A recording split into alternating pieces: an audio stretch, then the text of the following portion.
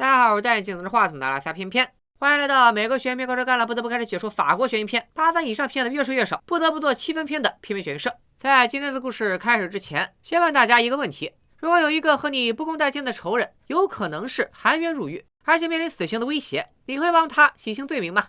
给大家3秒钟时间考虑，3、2、1。今天我们要讲的法国悬疑片《复合调查》就讲了这么一个故事。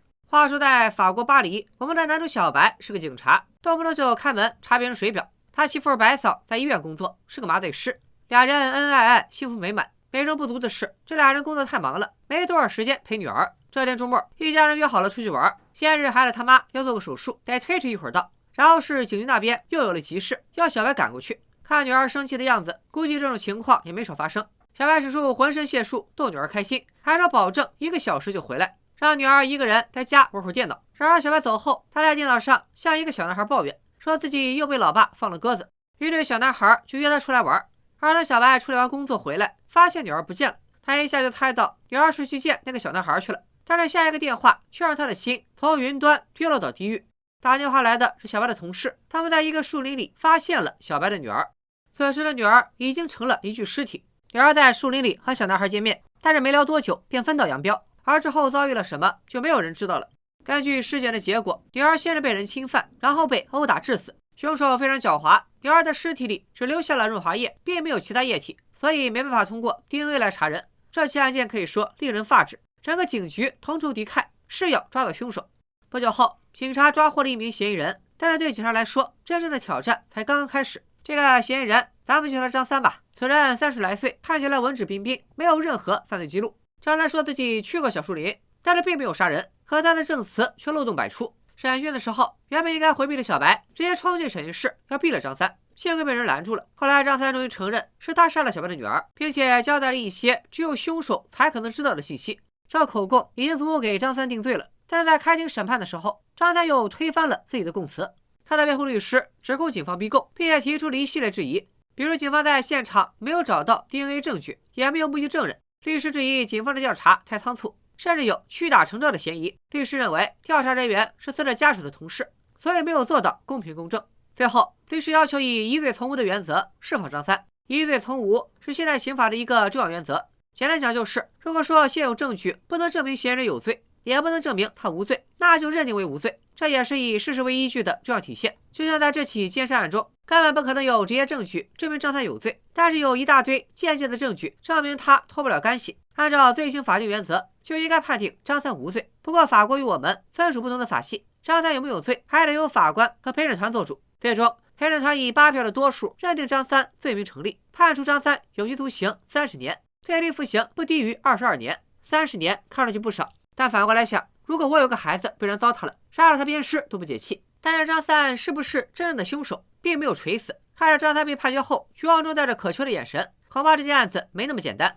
所以我们先不要下定论，让子弹飞一会儿，看看有没有反转。张三以强奸杀人犯的身份入狱，作为重刑犯被单独关押，不得不佩服人家这牢房，面积不小，家具不少，不但有独卫，连电视都有。监狱里的日子最能让一个人冷静，尤其是对张三这种没有放弃犯案希望的人。他拿起纸笔给小白写了一封信，心里仔细反思了一下自己。可写完以后，也不知道是不是对信不太满意，他把信卷起来藏进衣柜里，又重新写了一封信寄给了小白。他在信上告诉小白，自己并不是真正的凶手，真正的凶手可能还逍遥法外。如果不抓住真凶，那随着可能还会有下一个受害者。1年后，小白重新投入工作，在一次执行任务的时候，他听到了广播里在播报彪哥的案子。彪哥是个脑子有病的狠人，这里的脑子有病是指生理意义上的有病。他的智力不正常，而且常常头疼，从20岁的时候起就开始杀人。彪哥一生周游法国，随意挑选小孩子杀死，这件事让小白留了个心眼。他回到警局就跟上司申请要去调查彪哥的案子，因为他有一种预感，这个彪哥很可能和自己女儿的案子有关。当小白仔细查看相关卷宗，发现了很多疑点。首先，彪哥的记忆有点混乱，你跟他说城门楼子，他会拿马桶揣的，常常把 A 案子的细节说到 B 的身上。其次，他作案的手法和自己女儿的案子很相似。除此之外，还有一个更加巧合的细节，那就是彪哥有个堂姐，正好住在女儿死亡现场附近。那有没有这种可能，彪哥当时住在堂姐家，当年在树林里杀害了女儿，但是他把时间和地点都记混了，所以没有人把这2件事情联系在一起。于是小白抱着怀疑的态度来到了彪哥堂姐那儿，堂姐讲了许多彪哥的故事。他也是个苦命人，表面上有个亲生的爹，但实际上还不如哈利波特的姨父。彪哥小时候天天被父亲物理鞭策，不给他饭吃，让他去和阿拉斯加抢食。这个我清楚，那肯定是抢不过的。在彪哥他妈去世的时候，彪哥甚至直接跳进坟坑，要一起走。幼年糟糕的经历导致彪哥脑子出了问题，身体也患有疾病。当然这么说也并不是为了洗白，杀人魔就是杀人魔。不过彪哥变成这副德行，他爹肯定是要负责任的。堂姐证实了彪哥的确有嫌疑，因为案发的那段时间，彪哥确实住在堂姐家，而且在镇上施工队打短工，堂姐还帮他找大夫看病，就连开的处方都还保留着。本来打算治不好病拿处方找大夫退钱，结果处方上的日期竟然成了堂弟有作案嫌疑的证明。小白把情况向上反馈，警察和法官找来了彪哥当时的雇主，确定了案发当天彪哥一个人开着车去垃圾场焚烧垃圾，而他的行驶路线就刚好经过案发的那片森林，并且进入森林的时间正好就是小白女儿遇害的时间。但是对于是否杀害了小白的女儿，彪哥坚决否认。他承认自己经过了那片树林，但是并没有停车。虽然没有铁证，但是小白有种强烈的直觉，这个彪哥很可能就是杀害女儿的真凶。为此，他专门给张三回了一封信，告诉了他彪哥的事，并且直言现在的证据还不足以证明是彪哥干的，那么张三依旧是个罪人。如果三儿真的是无辜的，那就出来作证吧。说起张三，他在监狱里过得还挺滋润，虽然我没觉得他有多帅，可还是有不少颜粉给他写信。张三甚至当起了海王，光靠喜新撩妹已经发展到把几个女粉丝的照片都套来了。他从一堆迷妹中选了一位有孩子的单身妈妈深入交流，基本上一出狱就能定终身。张三还委托律师转交给这位女士一封信，因为他知道狱警会拆开他的信件检查，但是他怕狱警看了以后会取笑他，所以拜托律师帮他拿出去。而律师看他这么诚挚，也没有检查信件，就帮他传了信。花开两朵，各表一枝，隔壁小白还在办案。为了找到证据，小白找到了当初给彪哥开处方药的医生。药方上显示，就在女儿出事的当天晚上，彪哥因为头疼来找医生看病。不过根据医生的回忆，当时的彪哥除了头疼说胡话，并没有什么异常，身上也没有打斗痕迹，更没有血迹，而且医生似乎还有一些难言之隐，给小白看了一样东西。医生到底给小白看了什么，咱们暂且按下不表。小白离开以后，决定走群众路线破案。他找到媒体的朋友，在电视台上公开征集线索，寻找当时在树林里看到彪哥的目击证人。但是这个操作让其他人都很不理解。首先是警察同事和上司，因为这种行为可以说是在打脸当年办案的警察，而且大家都认定了张三就是凶手，绝没有别的可能。另外不理解小白的就是他的家人，尤其是媳妇白嫂。白嫂在女儿死后始终没有走出伤痛，从此工作状态一直很差，甚至在手术中都能走神，为此还被医院停职了。当他看到新闻时惊呆了。他最不理解的是，小白居然压根儿就没跟他商量过这件事。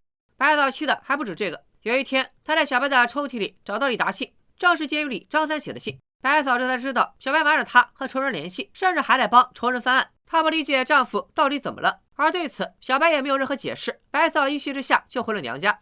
在所有人都不理解的情况下，只有小白在坚持查案。不过他的坚持没有白费。电视报道之后，警局真的接到了电话。是一个叫小美的女人打来的。案发时段，她正在林子里跑步，在林子的小路上看见了彪哥，并且记住了他的脸，而这些事情都被他随手记到了记事本上。当时没太在意，直到现在在电视上看见了才想起来。小美的指证证明彪哥在开车经过那片森林时，的确下车待了一会儿，并且正巧就是案发的时间。面对一个变态杀人魔来说，这样的证词已经形同实锤了。可面对人证，小白的同事和上司还是不肯认错，甚至反咬一口，怀疑小美是不是张三安排的。而小白表示他已经查过了，这俩人没有任何通信往来。小白不理解为什么上司这么顽固，是怕推翻他们之间的查证吗？上司和同事瞻前顾后，但小白可没有这些思想包袱。他唯一想要做的就是查清女儿死亡的真相，而他很清楚大家都被仇恨迷住了眼睛，这时他必须站出来支持张三脱罪。小白专门给张三请了一位律师，并且交给了律师一大堆相关卷宗。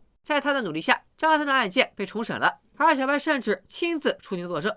在法庭上，彪哥承认自己当天到过树林，但是坚称自己没有停过车。而小美出庭作证，证明当天在树林的小路上见过彪哥。应该相信谁呢？一边是小美的宣誓，另一边是劣迹斑斑的彪哥。人们当然更愿意相信是彪哥在说谎。最终，陪审团里多数人认为张三无罪，张三被当庭释放，并且将获得政府的赔偿。对于这个结果，警察们一脸不接受。但是小白的表情很复杂。电影讲到这里已经接近了尾声，然而真正的好戏才刚刚开始。大家坐稳扶好，前方就要高能剧透了。张三回监狱收拾东西，不知道大家还记不记得，在他第一次给小白写信的时候，将那封信藏了起来。信里面到底写了什么？现在可以为大家揭晓了。在信中，张三不仅承认是他杀害了小白的女儿，而且之前还杀过2人。之所以没有犯罪记录，主要是因为之前的案子没被发现。一个变态杀人魔居然就这么无罪出狱了。张三出狱以后，和他在监狱里私定终身的女人相见了。大家应该也猜到这个人是谁了？没错，正是出庭作证的小美。2人见面后，张三一通忽悠，让小美把以往的信件都交给他销毁。看样子，小美在法庭上做了伪证，而指使他撒谎的，应该就是张三托律师带出去的那封信。最后，这对狗男女约好了去另一个城市安家。张三临行前来到小白家拜访，而小白似乎对张三的到来一点都不惊讶。张三说了一堆世人安息、生者安康的废话，言谈举止间完全没有露出破绽，丝毫没有暴露他就是凶手。为了欢迎张三，小白甚至倒了一杯酒，2人碰杯一饮而尽。喝完酒以后，张三提出想去小白女儿的房间为逝者祈祷。不过在这间屋子里，张三明白了一件事，那就是千万别惹警察和大夫，因为他喝的酒里给小白下了迷药。再次醒来，张三被绑在林子里，而边上坐的正是小白。原来小白早就知道张三就是真凶，这一切都是他做的局。猜到真相的朋友可以把我悟了打在弹幕上。现在我们就来简单复盘一下。小白做了15年的警察，他闭着眼闻味都能确定张三就是凶手。女儿的惨死让他恨不得将罪犯挫骨扬灰，但是法律却保护了张三，而且只判了30年。如果在狱中表现良好，张三甚至有极大可能被提前释放。直到有一天，小白收到了张三的来信，痛苦和愤怒之余，他开启了一个计划，那就是替张三这个仇人洗白。作为替罪羊的彪哥，他的出现纯属偶然。小白十分确认他并不是杀害女儿的凶手。还记得医生当时的态度吗？他给小白看的是彪哥的病历，上面记载着这个患者染色体异常，根本就没有性功能，而女儿是被先奸后杀的，所以彪哥根本不可能是凶手。但是彪哥的出现太巧了，他恶贯满盈，本来就得把牢底坐穿，把嫌疑引到他的身上也不会有更糟糕的影响。更巧的是，他刚好在案发时间经过树林，唯一差的就是目击证人。为了制造证据，小白故意回信给监狱里的张三，告诉他调查进度，并且暗示他如今万事俱备，就差目击证人了。也正是因为小白给张三回信是发生在他见医生之前，所以我们可以确定，早在小白知道彪哥的生理问题之前，他就已经确定杀害自己女儿的不是彪哥，正是张三。张三在看完信后果然上了钩，他当海王写信那么久，就是为了现在派上用场，于是写了一封信托律师带给小美。当小白在电视上发出证据线索的新闻以后，小美按照计划来提供假证明。这个被爱情冲昏了头的傻女人，丝毫不顾及做伪证就是犯罪。而在法庭上，彪哥可能是碍于面子，没有说出自己性功能障碍的事儿，所以张三就顺理成章的被洗白了。而张三也不知道出于什么心态，居然来小白家里耀武扬威，结果被请君入瓮，正义之财。这就叫机关算尽太聪明，反误了卿卿性命。最后，张三的失踪并没有引起多大的反响。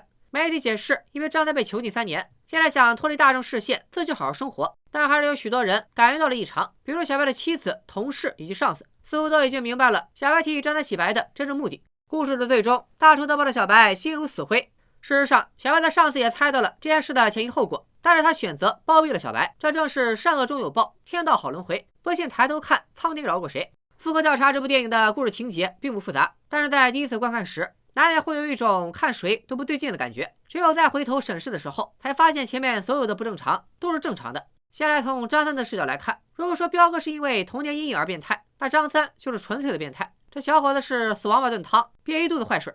在第一次开审审判的那场戏里，我们以为他眼神飘忽是因为委屈，再回想一看，这家伙就是心虚。张三案件的第一个伏笔就是他藏在衣柜里的那封信。再一个让人感到异常的就是在监狱里当海王，张三为什么会在5个候选人中选中小美？最有可能的是5个人里只有小美没有寄来照片，因为张三知道狱警会检查他的信件，所以真正寄来照片的4个人已经在警察那里挂了号了。只有小美到庭上作证，才不会引来狱警的察觉。不过对于做伪证这件事，小美到底不是专业选手。她在第一次向警察交代情况时，虽然证词上没什么漏洞，但是表情上一直不自然，而这也让小白的上司察觉到了异常，甚至怀疑他和张三有联系。还记得小白曾说过，他调查过小美和张三之间没有联系。小白显然比谁都清楚小美是托，但是他故意隐瞒了。所以说张三的确是一个难缠的对手，但是对于这些警察来说，还做不到瞒天过海。如果没有小白在关键之处的推波助澜，张三估计早就露馅了。可以说他的一切布局都在小白的预料之中，包括他出狱后会来找小白。在最初我们会真心的怀疑到底是小白搞错了还是警察搞错了，但是当再回过头来二刷时，发现他们都没有错。所有办过这个案子的警察都能肯定张三就是凶手。也许人渣身上真的是有味道的，说是直觉也好，经验也罢，无论是狱警还是监狱的囚犯，或者是警察。这些经常和罪犯打交道的人，几乎都坚定地认为张三就是犯人，哪怕张三并不认罪，也能看得出这个人的异常。当然了，脑残粉是什么都不管的，他们只会心疼盖盖。再来看小白，他就像面壁人一样，瞒着所有人，背着自己的良心，一边隐藏着自己的真实意图，一边悄悄搞个大新闻。回头再看会发现，小白在面对上司的指使时，总是下意识的扭头，但是在隐藏自己的情绪。他比张三更能伪装，真正做到了胸藏惊雷而面如平湖。这就是我认为这部电影最大的特点，那就是克制。从罪犯到警察，大家都很克制，因为多余的动作会暴露自己。许多影视作品会通过主人公强烈的情感宣泄来刻意制造冲突或者渲染情绪，但对于专业人士来说，淡定才是常态。比如在以往的空难电影中，许多机组在遇险时都会非常激动，甚至情绪失控，做出不理智的行为。影视化改编自然会进行一些艺术加工和戏剧化处理，但在现实中，这些机组和塔台的工作人员在处理问题时是非常镇静和专业的。514川航班因为风挡玻璃而被降程度的事件，大家应该都清楚。中国机长就是由此改编。如果你去听事发时的通话语音，无论是塔台还是机长，他们的语调都非常冷静。这里推荐大家去搜一下四川8633事发时的录音，尽管只有短短几分钟，却和电影一样惊心动魄。在《复核调查》这部电影里，这种克制的表演，一方面能展现人物压抑的情绪，另一方面也展现出了专业性来。最后就来说一个敏感的问题了，张三被无罪释放的当天就上了电视节目，观众来电是这么说的：节目上主持人庆幸法国没有死刑，要不然张三早就冤死了。这句话说的很有道理，支持废除死刑的一个重要原因，便是一旦造成冤假错案，死刑根本没有办法弥补。但是对于受害者来说，完全是另外一种想法。小白在当警察期间，见过无数被打碎的家庭，那些受害者的家人咬牙切齿的发誓，即使等上20年，也要亲手杀掉罪犯。这就是一个很现实的问题，你可以修改死刑的法律条文，但你更改不了人心之中杀人偿命的朴素情感。任何一个受害者家属都无法接受自己的亲人无辜惨死，而犯人居然只关20年就没事了，甚至别说是受害者家属了，其他老百姓都忍不了。你看宋元案的凶手赵斗顺出狱以后，不就在自己家里被揍了吗？当然，我们应该抵制这种违反法律、动用私刑的行为。赵斗顺确实不是个东西，但也不鼓励大家向这位尊荣的老哥学习。说回剧情，电影借小白之口说出了受害者家属的痛。那些发誓报仇的父亲尽管打定主意等凶手出狱，但是一般都坚持不了那么久，因为没有谁能在日复一日的伤痛中坚持20年。这种伤痛让一个母亲整日思念，让一个父亲一遍遍地做着噩梦，而这种伤痛甚至不能被复仇冲淡。一部电影可以带领我们领略一段人生，很庆幸我们可以看着小白的故事，感受他们的痛苦，而又不用亲身经历。对于死刑存废的问题，应该由电影带来思考，而不该由电影带来改变。对于哪种观点更适合，偏偏也无法给出答案，大家还是去问罗翔老师好了。不过对于小白这样的人，我想多说2句。他在报仇路上所表现出的坚毅让人动容，隐忍如要离似庆忌，胆略似荆轲见秦王，真不失为大丈夫也。本期编剧群社推荐作品《复核调查》，创业指数7.0，逻辑指数7.0，悬念指数8.0，反转指数8.5，上当指数7.0，豆瓣评分7.5分，阿莱克 BB 评分6.7分，偏偏给出的悬疑蛋值7.3分，值得一看。再补充几句，看惯了好莱坞的观众可能对这种法国电影的节奏会很不适应。复核调查的前期节奏缓慢，所有的转折变化都集中在最后的20分钟里，而另一处瑕疵就是整个杀人案中没有明确的证据链。一开始我以为是犯人作案手法高超，后来才意识到破案并不是电影的主旨，所以编剧和导演还对案件细节惜墨如金。但是这种省略会让观众产生一种莫名其妙的感觉，犯人是怎么抓到的？他到底交代了哪些只有凶手才知道的信息？为什么警察和陪审团都认定张三有罪？这些都会让观众看得有些蒙圈。本期编剧学艺社就到这里，战战青天不可欺，未曾举义以先知，上有到头终有报，只争来早与来迟。咱们下期再见，拜了个拜。